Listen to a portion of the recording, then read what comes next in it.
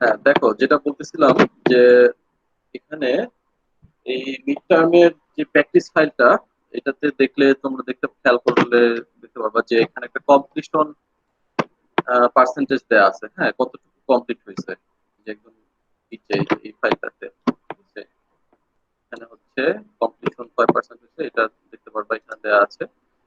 তো তোমরা যেটা করবা যে এই এখানে যে রিকোয়ারমেন্ট গুলো থাকবে সেই রিকোয়ারমেন্ট অনুযায়ী এই ডিভাইস গুলো রাউটার গুলো কনফিগার করবা। হ্যাঁ, তো এখানে যেমন দেখো আহ, এখানে হচ্ছে কয়েকটা ল্যান আছে এই প্র্যাকটিস ফাইলে, এবং ল্যান গুলোকে কিভাবে কনফিগার করতে হবে এটা এখানে বলা আছে। হ্যাঁ, ল্যান গুলোকে কিভাবে কনফিগার করতে হবে এটা বলা আছে। তো দেখো, এই নেটওয়ার্ক অ্যাড্রেসটাকে সাবনেটে ভাগ করতে হবে, যেন প্রত্যেকটা সাবনেটে 10টা করে হোস্ট থাকে। এরপর সেখান থেকে 10 নাম্বার সাবনেটটা নিতে হবে। ঠিক আছে, এটা হলো ল্যান ওয়ান। তো ল্যান ওয়ান তুমি কিভাবে বের করবা? ধরো হচ্ছে 192.168.1.0/24, এটাকে হচ্ছে 10টা হোস্ট যদি নিতে চাও, দেখো 10টা হোস্টের জন্য আসলে তোমার লাগবে হলো 16টা হোস্টের সমান স্পেস লাগবে, তাই না? 16টা আইপি অ্যাড্রেসের স্পেস লাগবে, বা হচ্ছে 4 বিট লাগবে। 3 বিটে 8টা হোস্ট নেওয়া যাবে, 8টা আইপি অ্যাড্রেস নেওয়া যাবে। 8টা আইপি অ্যাড্রেস মানে হচ্ছে 6টা হোস্ট। বাট এখানে হচ্ছে যেহেতু 6-এর চেয়ে বেশি লাগতেছে, যদি 7টাও লাগে, 7টা হোস্ট যদি লাগে, তাহলেও সেক্ষেত্রে হচ্ছে 4 বিট লাগবে। তো যেহেতু এখানে 10টা হোস্ট, এখানে হচ্ছে 4 বিট হোস্ট লাগবে। আহ, আর 4 বিট হোস্ট মানে হচ্ছে 4 বিট সাবনেট। 4 বিট সাবনেট যদি হয় 192.168 1.0.0000000, এই 4 বিটের মধ্যে লিখতে হবে হচ্ছে, আচ্ছা আমি জাস্ট এক সেকেন্ডে সাবমিশন উইন্ডোটা হচ্ছে ডিসেবল করে দিই। বাট অনেকে কিন্তু লেট সাবমিট করছো, ঠিক আছে, তাদেরটা আমি লেট হিসেবে কাউন্ট করবো। তো আবার হচ্ছে শেয়ার দিই। ওকে,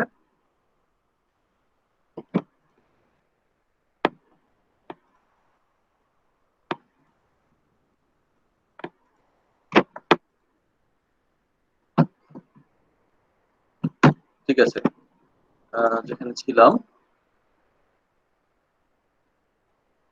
sorry।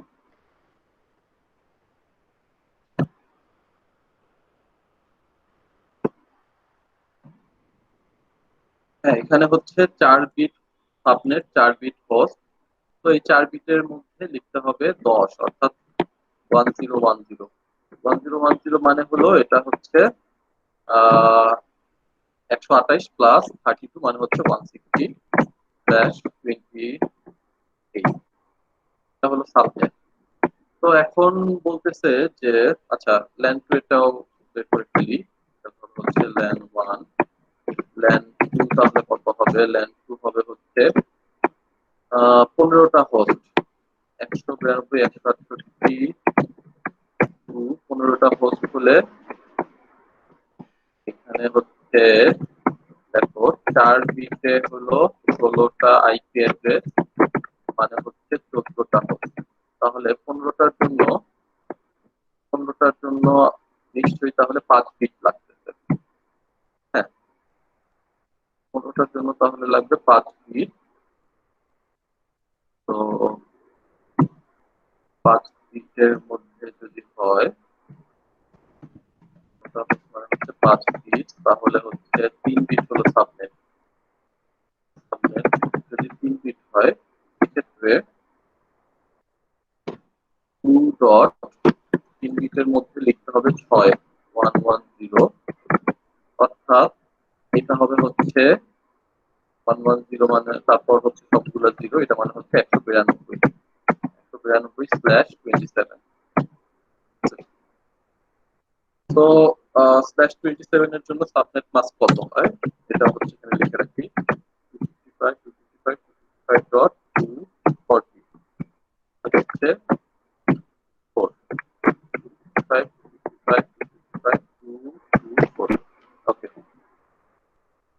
এখন তাহলে এই এখন যেটা করবো, ধরো হচ্ছে ল্যান 1 ল্যান 2 এভাবে করে তো সবগুলো আমরা বের করতে পারবো, তাই না? সবগুলো ল্যান বের করার পরে পিসি গুলাকে কনফিগার করে ফেলবো। তো পিসি গুলাকে কনফিগার করার জন্য এখানে নিয়ম কি দেওয়া আছে দেখো, ল্যান 1 এর 3টা পিসি আছে, মানে একটা পিসি আর 2টা সার্ভার। তো বলছে যে ল্যান 1 এর সাবনেটে তারা থাকবে এবং যে কোনো আইপি অ্যাড্রেস তাদেরকে দেওয়া যাবে। তো ধরো ল্যান 1 কোনটা, ল্যান 1 হচ্ছে এই যে লেফট সাইডের এটা, এটা হচ্ছে ল্যান 1। ল্যান 1 এর এই তিনটাকে হচ্ছে যে কোনো আইপি অ্যাড্রেস একটা দিয়ে দিই। তো পিসি 1, পিসি 1 এর হচ্ছে ডেস্কটপ আইপি কনফিগারেশন, এখানে 192.1.160 থেকে 160 হচ্ছে নেটওয়ার্ক অ্যাড্রেস, তাহলে 161 থেকে হচ্ছে ইউজেবল আইপি অ্যাড্রেস, তাই না? তো আমি হচ্ছে এখানে 162 থেকে শুরু করলাম। 162 থেকে শুরু করলাম কেন? কজ হচ্ছে 161 এটাকে আমি হচ্ছে রাউটার অ্যাড্রেস দিব। তো এটাকে যদি জাস্ট এখন সাবনেট মাস্কটা বসায় দিই 192.168.1.161 বসায় দিই, তাহলে দেখবো যে এখানে কমপ্লিশন 0% ছিল, এখানে কমপ্লিশন 2% হয়ে গেছে। হ্যাঁ, এরপর হচ্ছে এটাকে কনফিগার করে ফেলি সেম ওয়েতে, সেম জিনিস কুইকলি করে ফেলবো। 168.1.163, এখানে 240, 192.168.1.161।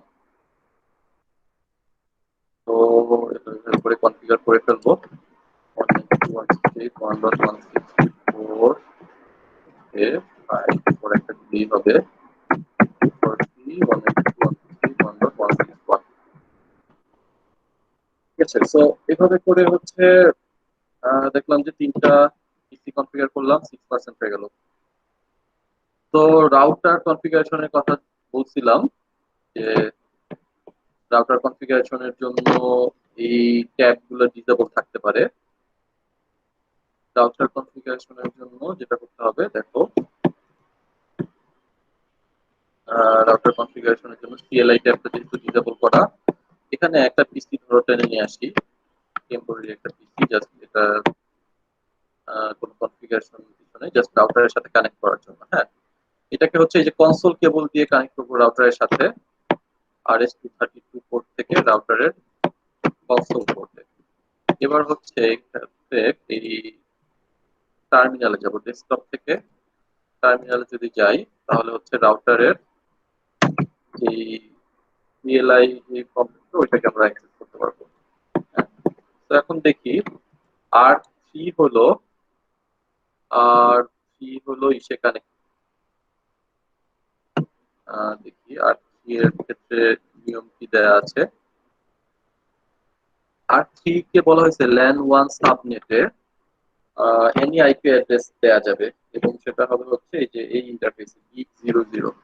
হ্যাঁ, তো আর থ্রি তাহলে ধরো হচ্ছে একটা আইপি অ্যাড্রেস দিয়ে দিই। এটা আইপি অ্যাড্রেস যদি দিতে চাই সেক্ষেত্রে যেটা করতে হবে, প্রথমে এনাবল করতে হবে, তারপর কনফিগ কি, এরপর ইন্টারফেস, ইন্টারফেস হচ্ছে 00। মানে আইপি অ্যাড্রেসটা কত দিয়েছিলাম, 192.168 1 ডট 1.160 1.160, এটা ছিল হলো নেটওয়ার্ক অ্যাড্রেস। তাহলে এটাকে রাউটারকে 151 দিলাম, 5.5 ডট 240, এরপর এটাকে নো শাটডাউন। তো এই রাউটারের একটা ল্যানের অ্যাড্রেস দিয়ে দিলাম। এরপর দেখো আরো কিছু অ্যাড্রেস দেওয়ার কথা বলা হয়েছে। 192.168.103.0 এই সাবনেটের সেকেন্ড আইপি অ্যাড্রেসটা দিতে হবে সিরিয়াল 00 পোর্টে।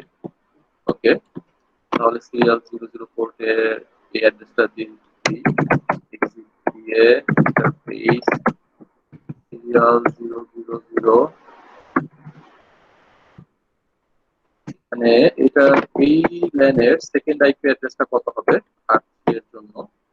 এই ল্যানের সেকেন্ড আইপি অ্যাড্রেসটা হবে হচ্ছে, দেখো, 103.0 পরে ফার্স্ট আইপি অ্যাড্রেস হচ্ছে 0.103.1, এরপর এটা হবে হচ্ছে 103.2। তাহলে আইপি অ্যাড্রেস 192.168.165.255./30 মানে হচ্ছে 252, তাই না? ওকে, শাটডাউন দেই, হবে নাহলে পরে হবে। এরপর হচ্ছে E01, এখানে হচ্ছে ল্যান্ড টু সাবনেটের any IP address. LAN two subnet হচ্ছে কত থেকে শুরু হচ্ছিল? 192, 2.192, তাহলে এটা 2.193 দিয়ে দিব এবং সাবনেট মাস্ক হবে 224। আইপি অ্যাড্রেস 192.168.193,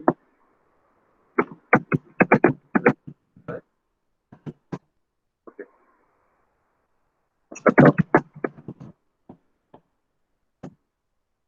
তো এভাবে করে রাউটারের ইন্টারফেস, আইপি কনফিগারেশন, এরপর আবার হচ্ছে ধরো এখানে রাউটিং কনফিগারেশন দেয়া আছে, হ্যাঁ, কি কি রাউটিং কনফিগারেশন দিতে হবে, যেমন হচ্ছে কোন একটা রাউটারের ক্ষেত্রে যদি স্ট্যাটিক রাউটিং দিতে বলা হয় তাহলে স্ট্যাটিক রাউটিং দিব, যদি ডিফল্ট রাউটিং দিতে হয় ডিফল্ট রাউটিং দিব, হ্যাঁ, যদি ডাইনামিক রাউটিং দিতে হয় ডাইনামিক রাউটিং দিব।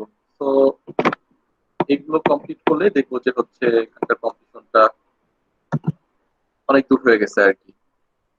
যদি হচ্ছে টাইমের মধ্যে 100% হয় তাহলে তো ভালো, আর যদি নাও হয় যতটুকু কমপ্লিট হবে ততটুকুই হচ্ছে সাবমিট করে দিতে হবে। বাট এটা অবশ্যই খেয়াল রাখতে হবে যে যে কোনো টাইমে তোমাকে বলা হতে পারে যে স্ক্রিন শেয়ার করতে, সুতরাং এটা হচ্ছে পুরোটাই নিজে করতে হবে এবং মেক শিওর যে এক্সামের দিন তোমাদের ইন্টারনেট কানেকশন যেন ঝামেলা না করে। ওকে,